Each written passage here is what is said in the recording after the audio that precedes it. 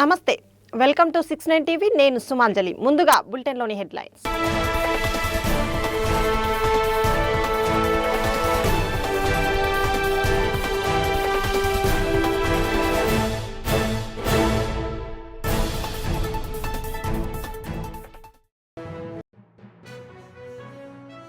అంబర్పేట్ చే నెంబర్ చౌరస్తా వద్ద డ్రైనేజీ పైప్లైన్ నిర్మాణ పనులు జరుగుతున్నాయి. ఈ పనులను ఎమ్మెల్యే శ్రీ కాలేరు వెంకటేష్ పరిశీలించారు.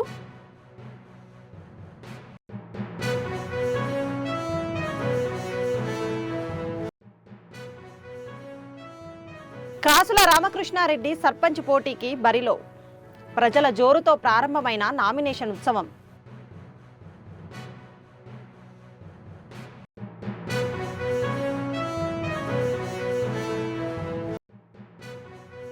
సాయి అనే యువకుడు తీన్మార్ మల్లన్న ఆఫీసుకు వచ్చి బీసీ రిజర్వేషన్లపై ఆందోళన వ్యక్తం చేశాడు. ఆత్మదహనం ప్రయత్నించగా స్థానికులు మరియు పోలీసుల సహాయంతో ఆసుపత్రికి తరలించబడ్డాడు.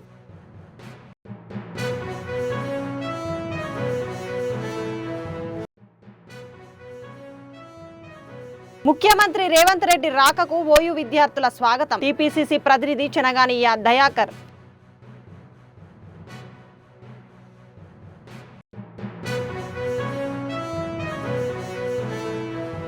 అంబర్పేట్ చే నెంబర్ చౌరస్తా నుంచి గోల్నాక వరకు జరుగుతున్న సర్వీస్ రోడ్డు పనులు నత్తనడకగా సాగడంపై ఎమ్మెల్యే కాలేరు వెంకటేష్ తీవ్ర అసంతృప్తి వ్యక్తం చేశారు. బుధవారం ఆయన ప్రాంగణంలో జరుగుతున్న పనులను పరిశీలించి కాంట్రాక్టర్లపై ఆగ్రహం వ్యక్తం చేశారు. పనుల పురోగతి అసంతృప్తికరంగా ఉందని పేర్కొన్న ఎమ్మెల్యే 4 రోజులలో సర్వీస్ రోడ్డు పనులు పూర్తి చేయాలి, లేని పక్షంలో ఆందోళనకు దిగుతాను అని కాంట్రాక్టర్లను హెచ్చరించారు. అంతేకాక వారంలో సర్వీస్ రోడ్డు ప్రారంభించకపోతే నేనే స్వయంగా ప్రారంభిస్తా అని కూడా స్పష్టం చేశారు. ప్రజలు ప్రతిరోజు తీవ్ర ఇబ్బందులు పడుతున్నా పనులు నిర్లక్ష్యంగా సాగితే చూసి ఊరుకోబమని ఎమ్మెల్యే పేర్కొన్నారు.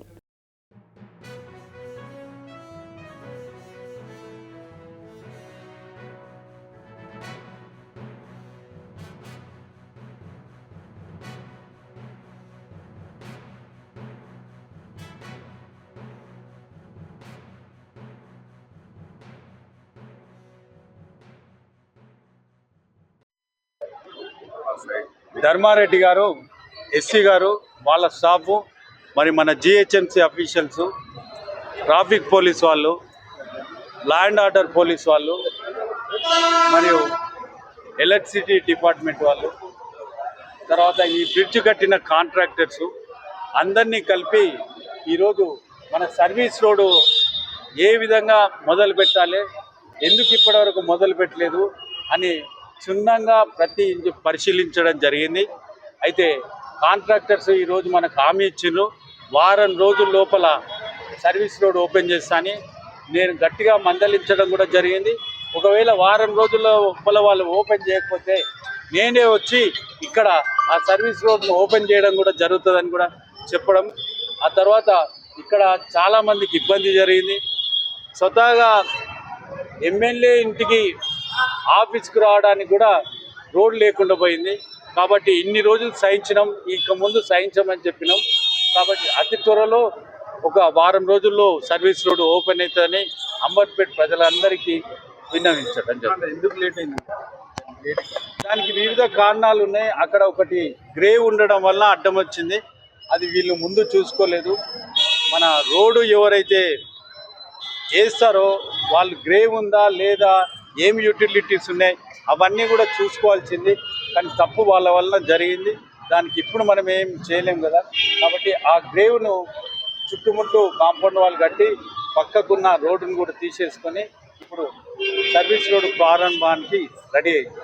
ప్రభుత్వ తోడ్పాటును సద్వినియోగం చేసుకుంటూ అన్ని రంగాలలో విజయాలను సాధించాలని జిల్లా కలెక్టర్ పి ప్రావీణ్య అన్నారు. జిల్లా మహిళా శిశు దివ్యాంగుల సంక్షేమ శాఖ ఆధ్వర్యంలో కలెక్టరేట్లోని ఆడిటోరియంలో అంతర్జాతీయ దివ్యాంగుల దినోత్సవ వేడుకను నిర్వహించారు. ఈ కార్యక్రమానికి ముఖ్య అతిథిగా విచ్చేసిన కలెక్టర్ మాట్లాడుతూ దివ్యాంగులు ఆత్మవిశ్వాసంతో ముందడుగు వేయాలని, అప్పుడే వారు అనుకున్నది సాధించగలుగుతారని అన్నారు.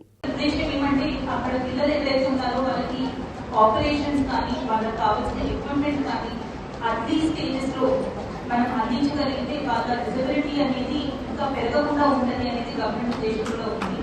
సో ఈ ఆస్పెక్ట్ లో మనం త్వరలోనే ఆ క్యాంప్స్ అన్ని కూడా ఆర్బీఎస్కే టీమ్స్ ద్వారా ఐఆర్సీ సెంటర్ లో ఉన్న పిల్లలకి క్యాంప్స్ కండక్ట్ చేసి వాళ్ళ హెల్త్ ప్రొఫైలింగ్ అనేది కంప్లీట్ చేసి గవర్నమెంట్ డేటాబేస్లో వాళ్ళ రిక్వైర్మెంట్స్ అన్ని కూడా మేము అందిస్తామని తెలియజేస్తున్నాము. దీంతో పాటు మనకి ఎయిమ్స్ అండ్ అప్లయన్సెస్ ఏవైతే రిక్వైర్మెంట్ ఉన్నాయో రీసెంట్గా ఒక 16 లక్షలతో మనము డిఎన్ఎఫ్టీ బడ్జెట్, దాని తర్వాత ఇంకొక 15 లక్షలతో సిఎస్ఆర్ ఫండ్స్ కింద అవి అప్రూవ్ చేసుకున్నాము. ఇవి వాకింగ్ స్టిక్స్ అవ్వచ్చు, బ్యాటరీ ఆపరేటెడ్ సైకిల్స్ అవ్వచ్చు, ట్రైసైకిల్స్, ఇవన్నీ కూడా అంటే మన జిల్లాలో కంపెనీస్ ఉన్నాయి కాబట్టి వాళ్ళ సహకారంతో సిఎస్ఆర్ ఫండ్స్ కింద ఎవరైతే రెగ్యులర్ అప్లికేషన్స్ ఇస్తున్నారో డీలర్లు గారి కానీ లేదంటే మనకి పెండింగ్ చేస్తున్న ఈడబ్ల్యూబీస్ అందరికీ అండ్ ప్రెస్ మీడియా మిత్రులందరికీ కూడా నమస్కారం.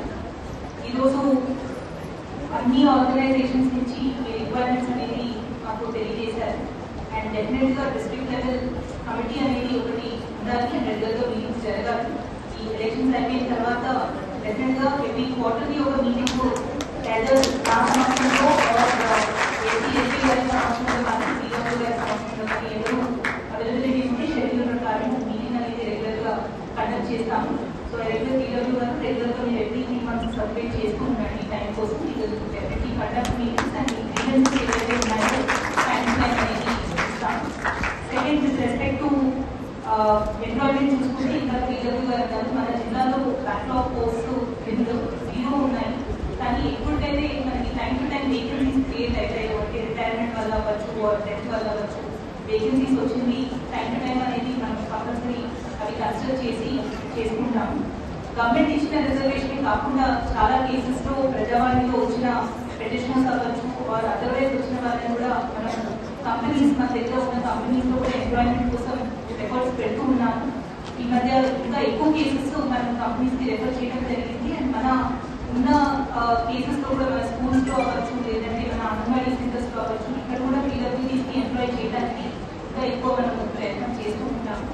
మనకి ఈ మధ్య ఐఈఆర్సీ సెంటర్స్ అనేది ఏవైతే వచ్చాయో మనకి ఎడ్యుకేషన్ డిపార్ట్మెంట్లో చిల్డ్రన్ విత్ డిసబిలిటీస్ ఎవరైతే ఉంటారో, చిల్డ్రన్ విత్ స్పెషల్ నీడ్స్ ఎవరైతే ఉంటారో వాళ్ళకి మన జిల్లాలో ఉన్న ఐఈఆర్సీ సెంటర్స్ అన్నిటికీ కూడా దాదాపు 1,58,00,000తో అక్కడ రిపేర్స్ టేకప్ చేశాము. గవర్నమెంట్ నుంచి కూడా అక్కడ మనకి కావాల్సిన ఎక్విప్మెంట్ కూడా చాలా వచ్చింది. అంటే అక్కడ పిల్లలు ఎవరైతే విజువలీ ఛాలెంజ్ ఉన్నారు లేదంటే లెర్నింగ్ డిసబిలిటీస్ ఉన్నాయి, ఈ పిల్లలకి కావాల్సిన ఎక్విప్మెంట్ అవ్వచ్చు, ఇంకా ఎక్కువ మంచి ఇన్ఫ్రాస్ట్రక్చర్, చిల్డ్రన్కి కావాల్సిన టాయిలెట్స్ ఇట్లాంటివన్నీ కూడా ఏర్పాటు కోసం రీసెంట్గా వర్క్స్ ఆల్మోస్ట్ 60-70% మనం కంప్లీట్ చేసుకున్నాము. ఇదే కాకుండా ఇక్కడ ఉన్న పిల్లలందరికీ కూడా వాళ్ళకి ఉన్న హెల్త్ స్టాటిస్టిక్స్ అనేది మనము కంప్లీట్గా చెక్ చేసుకోవాలి అనే ఉద్దేశంతో ఐఈఆర్సీలో ఉన్న పిల్లలందరికీ కూడా వాళ్ళ డేటా గవర్నమెంట్ ఇచ్చిన ఫార్మాట్ మనం కరెక్ట్ చేస్తున్నాం. సహాయం చేసే వారి కంటే పేదలకు ప్రార్థించే పెద్దల కన్నా సహాయపడడానికి మరి ఎవరు రాకున్నా ఈ ఎలక్షన్ సమయంలో ఎంత బిజీ షెడ్యూల్ ఉన్నా నిజంగా దివ్యాల రావాలి. మేము దేని కోల్పోయినాము అనేది కాకుండా ఈరోజు 30 సంవత్సరాల నుండి సామాజిక చేస్తూ వస్తున్నాం. మాకున్న మెయిన్ ముఖ్య అంశాలు చెప్తున్నాం కాకుండా మెయిన్ మేడం మమ్మల్ని కంటికి రక్కలాగా చూసుకొని దివ్యాంగులు అని ఎప్పుడు కూడా నేను తీసుకుంటున్నారా, ఏదైనా సహాయం మనం ఉపాధి చేసుకుంటున్నామా, ఈ రోజు 10వ సంవత్సరంలో కూడా మేడం ఈ రిజల్యూషన్ ఇచ్చారు. Thank you.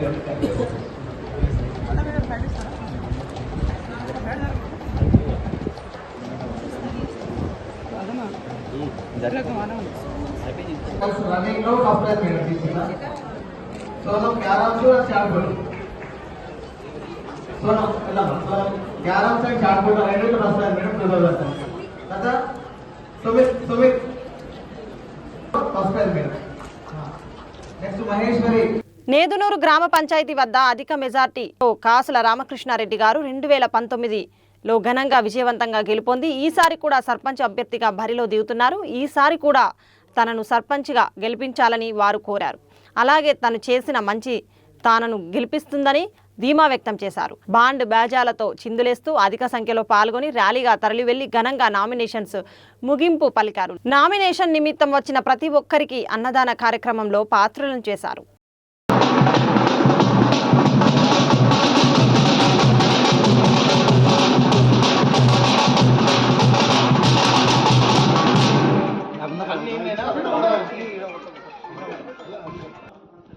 साइड से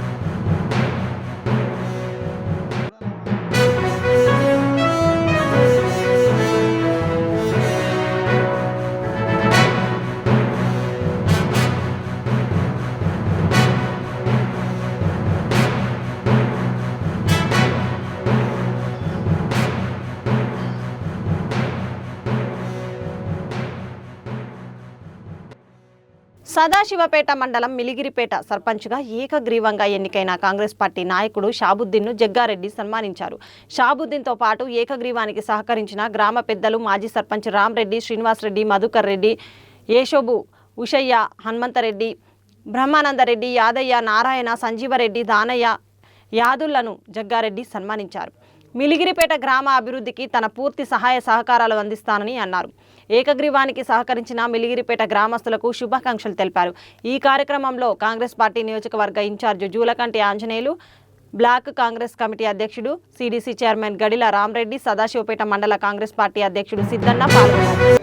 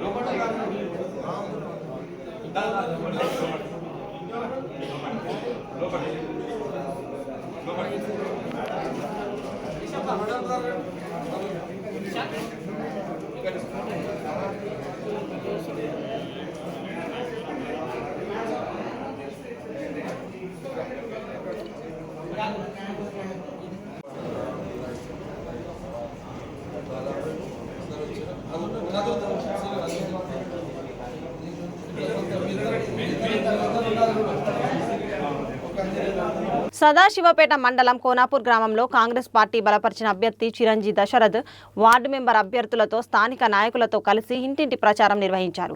ఈ సందర్భంగా సర్పంచ్ అభ్యర్థి చిరంజీ దశరథ్ మాట్లాడుతూ తనను గ్రామ సర్పంచ్గా గెలిపిస్తే గ్రామంలో నెలకొన్న సమస్యలన్నీ పరిష్కరిస్తూ TPCC working president Jaggareddy, TGIIC chairman Nirmala జగ్గారెడ్డిల సహకారంతో కోనాపూర్ గ్రామాన్ని అన్ని విధాలుగా అభివృద్ధి చేస్తానని తెలిపారు. ఈ కార్యక్రమంలో గ్రామ కాంగ్రెస్ పార్టీ నాయకులు, కార్యకర్తలు, గ్రామస్తులు పాల్గొన్నారు.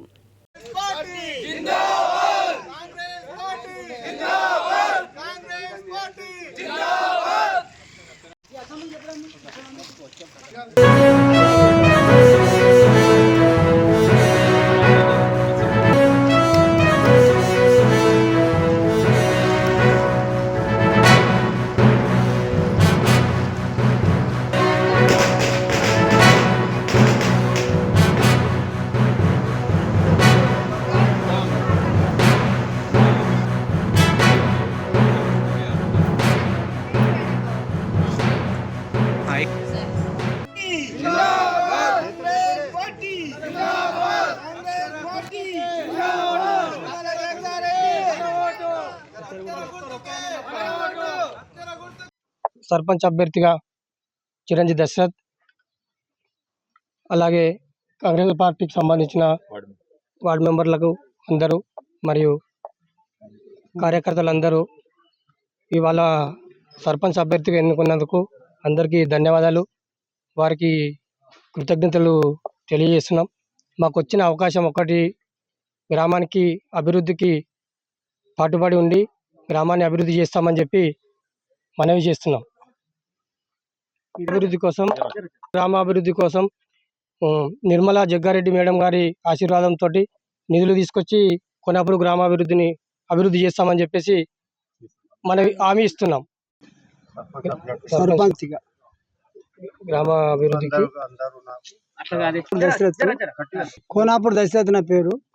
కాంగ్రెస్ పార్టీ నుంచి సర్పంచ్గా పోటీ చేస్తున్నా.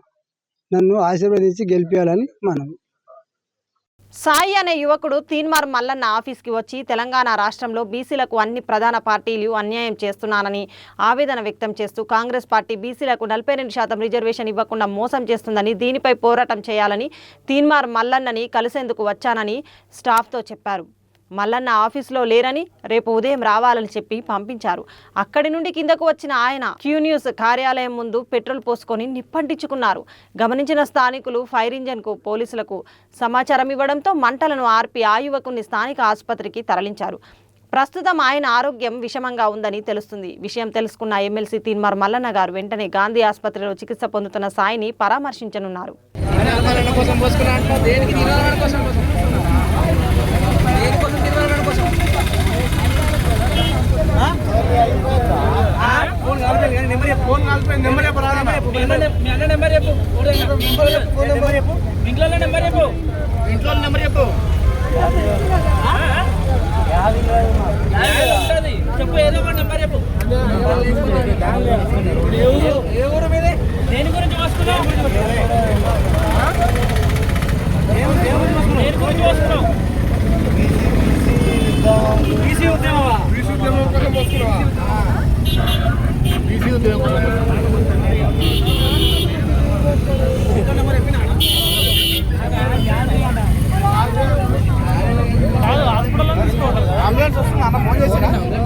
ముఖ్యమంత్రి రాకను ఓయూ విద్యార్థులు స్వాగతిస్తున్నాము అని ఓయూ విద్యార్థి టీపీసీసీ అధికార ప్రతినిధి చెనగాని దయాకర్ అన్నారు.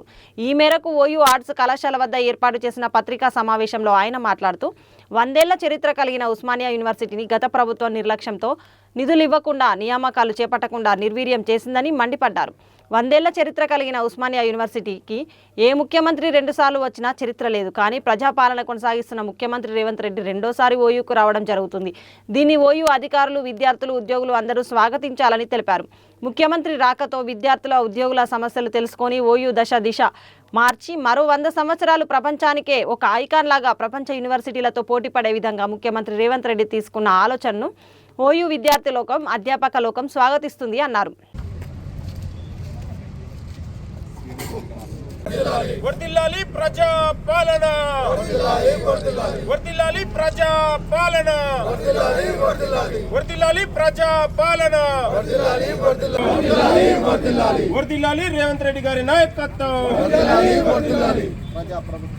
ప్రజాప్రభుత్వం వర్ధిల్లాలి, ప్రజాప్రభుత్వం వర్ధిల్లాలి, ప్రజాప్రభుత్వం వర్ధిల్లాలి, నాయకత్వం వర్ధిల్లాలి, విజయవంతం చేద్దాం, విజయవంతం చేద్దాం, సీఎం రేవంత్ విజయవంతం చేద్దాం, అభివృద్ధి చేద్దాం, అభివృద్ధిని. ఉస్మానియా యూనివర్సిటీని గత పాలకులు పూర్తిగా నిర్లక్ష్యం చేసి, నిర్వీర్యం చేసి, నిధులు ఇవ్వకుండా, నియామకాలు చేయకుండా ఉస్మానియా యూనివర్సిటీని పూర్తిగా విధ్వంసం చేసిన గత పాలకుల నిర్లక్ష్యాన్ని మనం గతంలో నిరసించినటువంటి సందర్భంలో ఇవాళ ప్రజాపాలన, గౌరవ ముఖ్యమంత్రి రేవంత్ రెడ్డి గారు ముఖ్యమంత్రి అయిన తర్వాత 100 సంవత్సరాల ఉస్మానియా యూనివర్సిటీ చరిత్రలో ఏ ముఖ్యమంత్రి కూడా ఇట్లా 2 సార్లు ఉస్మానియా యూనివర్సిటీకి వచ్చి విద్యార్థుల సమస్యలు తెలుసుకొని ఉస్మానియా యూనివర్సిటీ దిశ మార్చడానికి మరొక 100 సంవత్సరాలు ఇది ప్రపంచానికి ఒక ఐకాన్ లాగా ప్రపంచ యూనివర్సిటీలతో పోటీ పడే విధంగా ఇవాళ ముఖ్యమంత్రి గారు రేవంత్ రెడ్డి గారు తీసుకున్నటువంటి ఆలోచనను ఇవాళ విద్యార్థి లోకం, ఉస్మానియా యూనివర్సిటీ అధ్యాపక లోకం పూర్తిగా స్వాగతిస్తూ ఉంది. ఇది ఒక చరిత్రాత్మకమైన నిర్ణయంగా మనం అందరం కూడా భావించాల్సిన అవసరం ఉందని కూడా మీ అందరికీ కోరుతా ఉన్నాను. గతంలో ముఖ్యమంత్రులు ఇవాళ ఉన్నటువంటి బీఆర్ఎస్ పాలకులు ఇవాళ ముక్కు పుడకల కోసం, లేకపోతే ఇంకో మిసాల కోసం, ఇవాళ బిస్కెట్లు, ఛాయల కోసం, లేకపోతే ఇంకో ఉన్నటువంటి పనికిరాని ప్రాజెక్టుల కోసం వేల కోట్ల రూపాయలు వృధాదానం చేసి ప్రజలకు ఉపయోగపడకుండా ఇవాళ నిర్వీర్యం చేశారు. కానీ మన ముఖ్యమంత్రి రేవంత్ రెడ్డి గారు వచ్చిన తర్వాత ప్రతి చుక్క, ప్రతి నీటి బొట్టును, ప్రతి రూపాయను, ప్రతి పైసను ఇవాళ తెలంగాణ భవిష్యత్తు కోసం, విద్యార్థుల కోసం, ఇవాళ అభివృద్ధి కోసం ఇవాళ ఖర్చు పెట్టి ఇవాళ తెలంగాణ దిశను మార్చే విధంగా ఇవాళ భారత్ ఫ్యూచర్ సిటీ లాంటి నిర్మించి ఇవాళ ప్రపంచానికి ఒక పోటీ పడే విధంగా ముఖ్యమంత్రి గారు ఆలోచన చేస్తూ ఉన్నారు. ఇది ఒక చారిత్రాత్మక నిర్ణయం. ఇవాళ విద్యార్థుల భవిష్యత్తు కోసం, యువత భవిష్యత్తు కోసం, ఆనాడు తెలంగాణ రాష్ట్రం కోసం పోరాడినటువంటి యువతకు వాళ్ళకు సహకారం చేయాలి, వాళ్ళ జీవితాల్లో వెలుగులు నింపాలనే ఆలోచనతోనే ముఖ్యమంత్రి గారు ఒక భవిష్యత్తు కోసం ఒక గొప్ప ప్రణాళిక తయారు చేయడం అనేది మనందరం కూడా స్వాగతించాలి. దాదాపు నిన్ననే మనకు 2 ఏళ్ల ప్రజాపాలన పూర్తయిన సందర్భంలో 3వ సంవత్సరంలో మనం అడుగు పెడతా ఉన్నాం.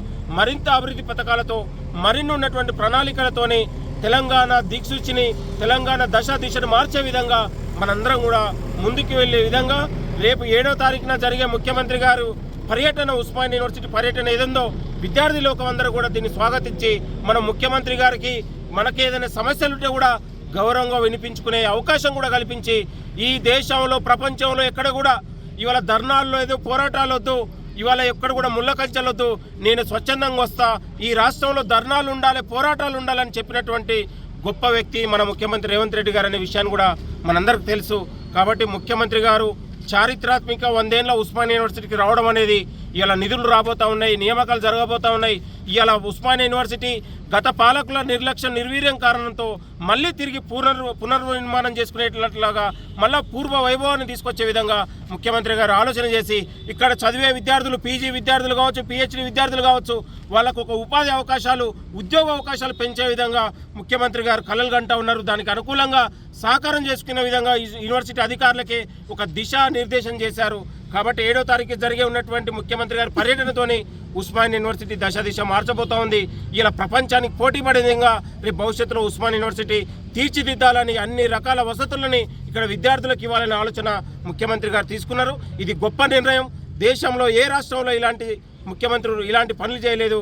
మన ముఖ్యమంత్రి రేవంత్ రెడ్డి గారే ఇంత గొప్ప కార్యానికి పూనుకున్నాడు అనేది మనందరి అదృష్టంగా భావించాలి. ఇది ఉస్మానియా యూనివర్సిటీ అదృష్టంగా భావించాలని కోరుతూ 7వ తారీఖున వచ్చే ముఖ్యమంత్రి గారి పర్యటనను అన్ని వర్గాల, అన్ని విద్యాపకులు, విద్యార్థులు, అధ్యాపకులు, ప్రొఫెసర్లు ఉన్నటువంటి టీచింగ్, నాన్ టీచింగ్ అందరూ కూడా సబ్బండ వర్గాలు ముఖ్యమంత్రి గారి పర్యటనను మనం విజయవంతం చేసుకొని మనం గౌరవంగా ఆయనని గౌరవంగా స్వాగతం పలకాలని నేను ఉన్నటువంటి యూనివర్సిటీ విద్యార్థి లోకానికి, అధ్యాపక లోకానికి మేము కోరుతా ఉన్నాను. ఇది ఒక మంచి నిర్ణయం, తెలంగాణకు ఒక శుభ పరిణామం. తెలంగాణ తీసుకొచ్చినటువంటి ఉస్మానియా యూనివర్సిటీకి ముఖ్యమంత్రి గారు ఇచ్చిన ఒక గౌరవంగా మనం భావించాలని నేను తెలంగాణ ప్రజలకు, యూనివర్సిటీ విద్యార్థి లోకానికి నేను పిలుపునిస్తా ఉన్నాను. సదాశివపేట మండలం కోనాపూర్ గ్రామంలో కాంగ్రెస్ పార్టీ బలపరిచిన చిరంజీవి దశరథ్ వార్డు మెంబర్ అభ్యర్థులతో, స్థానిక నాయకులతో కలిసి ఇంటింటి ప్రచారం నిర్వహించారు. ఈ సందర్భంగా సర్పంచ్ అభ్యర్థి చిరంజీవి దశరథ్ మాట్లాడుతూ తనను గ్రామ సర్పంచ్గా గెలిపిస్తే గ్రామంలో నెలకొన్న సమస్యలన్నీ పరిష్కరిస్తూ TPCC working president Jaggareddy, TGIAC chairman Nirmala జగ్గారెడ్డిల సహకారంతో కోనాపూర్ గ్రామాన్ని అన్ని విధాలుగా అభివృద్ధి చేస్తానని తెలిపారు. ఈ కార్యక్రమంలో గ్రామ కాంగ్రెస్ పార్టీ నాయకులు, కార్యకర్తలు పాల్గొన్నారు. అభ్యర్థిగా మన దేవి సింగ్ నాయక్ గారికి కాంగ్రెస్ పార్టీ టికెట్ ఇచ్చింది. కాబట్టి మేమంతా కార్యకర్తలము దేవి సింగ్కి అభ్యర్థిగా మెజార్టీగా ఓటు చేపించి గెలిపిస్తామని అన్ని ప్రజలకు కోరుచున్నాం. ప్రజలు ఓట్లు వేయగలరని కోరుచున్నాం. కాంగ్రెస్ ప్రభుత్వం వచ్చింది 5 ఏళ్ళు ఉంటాము. 5 ఏళ్ళలో అభివృద్ధి చేసుకుంటాము. అభివృద్ధి గురించి ప్రజలకు కూడా పోయి చెప్తున్నాము. మేము గెలిచినాక మీకు ఏ అవసరం ఉన్నా తీరుస్తామని చెప్పినాము. వాళ్ళు కూడా స్పందిస్తున్నారు.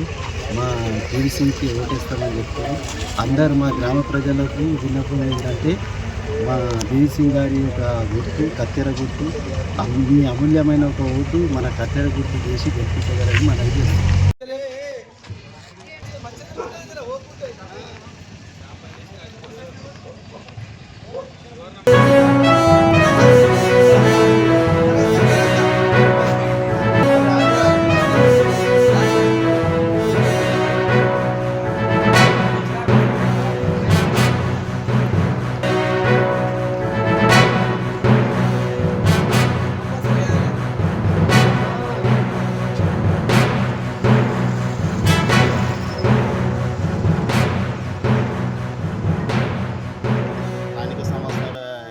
దృష్టిలో పెట్టుకొని నేడు మధ్యగుండ గ్రామంలో కత్తెర గుర్తుతోటి దేవుల నాయక పోటీ చేస్తడం జరుగుతున్నది. కాబట్టి ప్రజల దగ్గరికి వెళ్ళినప్పుడు ఖచ్చితంగా కాంగ్రెస్ పార్టీ అధికారంలో ఉంది. మీ కాంగ్రెస్ పార్టీ తరఫున దేవుల నాయక అనేటైనా పోటీ చేస్తున్నాడు. కాబట్టి కత్తెర గుర్తు కోటేస్తామని ప్రజల నుంచి మంచి బ్రహ్మాండమైన స్పందన వస్తుంది. రేపు భవిష్యత్తులో గెలిచిన తర్వాత టీపీసీసీ వర్కింగ్ ప్రెసిడెంట్ జగ్గారెడ్డి గారి దృష్టికి తీసుకుపోయి తమ గ్రామ సమస్యలు ఏమున్నాయో ఇప్పుడు గెలిచే సర్పంచ్ దేవుల నాయక్ తోటి ఖచ్చితంగా గ్రామంలో ఉన్న సమస్యలను అన్నిటిని కూడా పరిష్కరిస్తామని హామీస్తున్నాం.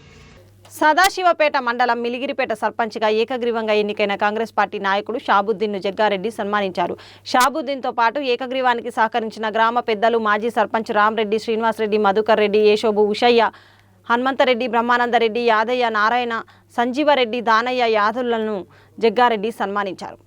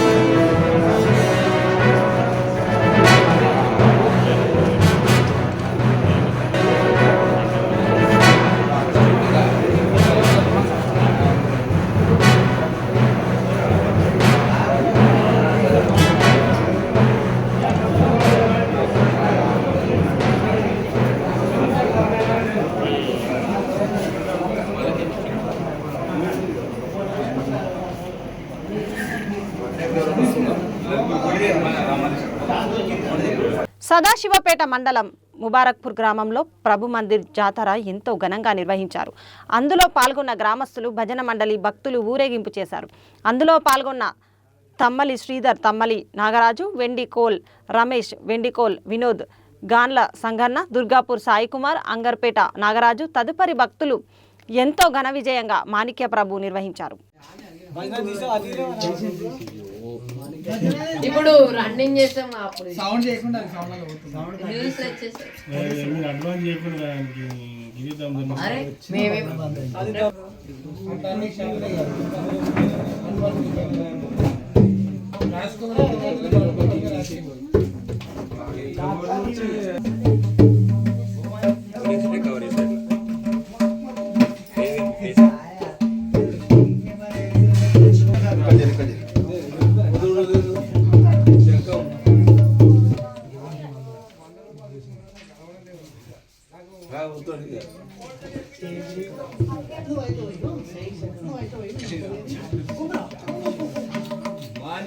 महाराज की जय। फर्स्ट लेटो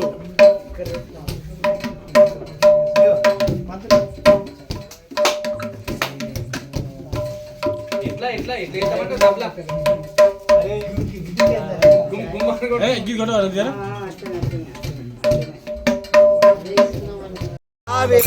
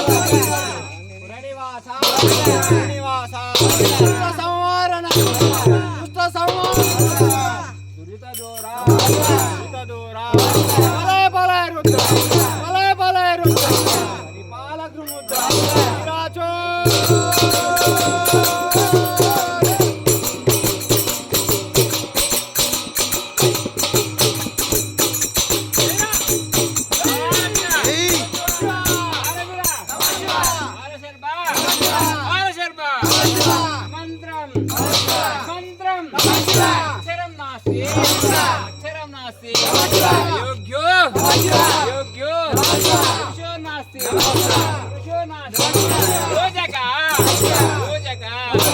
లక్ష దుర్లభ దుర్లభ ముబారక్పూర్లో వెలిసిన మాణిక్ ప్రభు మహారాజా నీ కోసము మేము కొబ్బరికాయలు పూలు పండ్లు పలహారములు తెచ్చిది మీ ప్రభువా.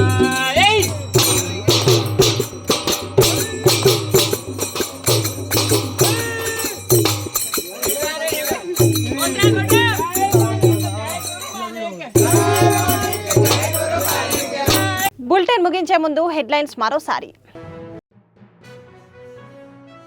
అంబర్పేట్ చే నెంబర్ చౌరస్తా వద్ద డ్రైనేజీ పైప్లైన్ నిర్మాణ పనులు జరుగుతున్నాయి. ఈ పనులను ఎమ్మెల్యే శ్రీ కాలేరు వెంకటేష్ పరిశీలించారు.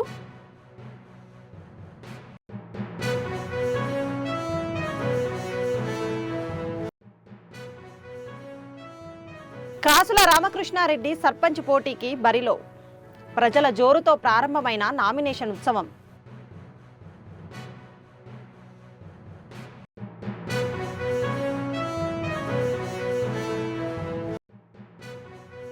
సాయి అనే యువకుడు తీన్మార్ మల్లన్న ఆఫీసుకు వచ్చి బీసీ రిజర్వేషన్లపై ఆందోళన వ్యక్తం చేశాడు. ఆత్మదహనం ప్రయత్నించగా స్థానికులు మరియు పోలీసుల సహాయంతో ఆసుపత్రికి తరలించబడ్డాడు.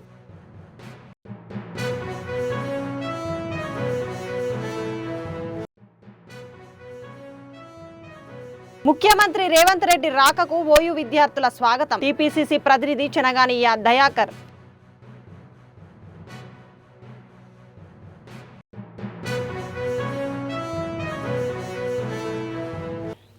ఇవి బులెటిన్ విశేషాలు. మరిన్ని అప్డేట్స్ కోసం చూస్తూనే ఉండండి 690 న్యూస్. నేను సుమాంజలి, సైనింగ్ ఆఫ్.